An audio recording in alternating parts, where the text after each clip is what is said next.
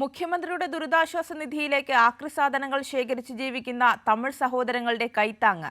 കോഴിക്കോട് താമരശ്ശേരി താമസിച്ചു വരുന്ന ബന്ധുക്കളായ 6 സഹോദരങ്ങൾ താമരശ്ശേരി താലൂക്ക് ഓഫീസിലെത്തി കൈമാറിയത് 26,000 രൂപ. വയനാട് ദുരന്തത്തിനിരയായവരെ സഹായിക്കാൻ തങ്ങളാൽ കഴിയുന്നത് നൽകി മാതൃകയാവുകയാണ് തമിഴ് സഹോദരങ്ങൾ.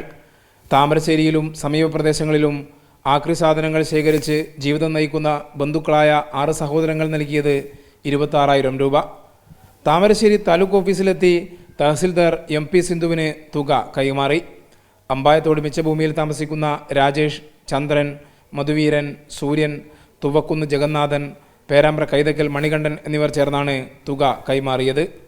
വയനാട് ദുരന്തത്തെ സംബന്ധിച്ച് അവിടേക്ക് ഒരു സഹായം ചെയ്യണമെന്ന് ഞങ്ങളുടെ മനസ്സിൽ തോന്നി. അപ്പോൾ അത് ഞങ്ങളാലെ പറ്റുന്ന ഞങ്ങൾ സഹായിക്കുന്നുണ്ട്.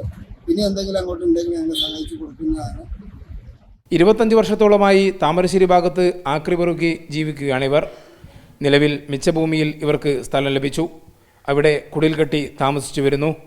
വാടകയ്ക്കെടുത്ത ഗുഡ്സ് ഓട്ടോയിൽ വിവിധ ഭാഗങ്ങളിൽ സഞ്ചരിച്ചാണ് ആക്രി സാധനങ്ങൾ ശേഖരിക്കുന്നത്. കൈരളി ന്യൂസ്, കോഴിക്കോട്.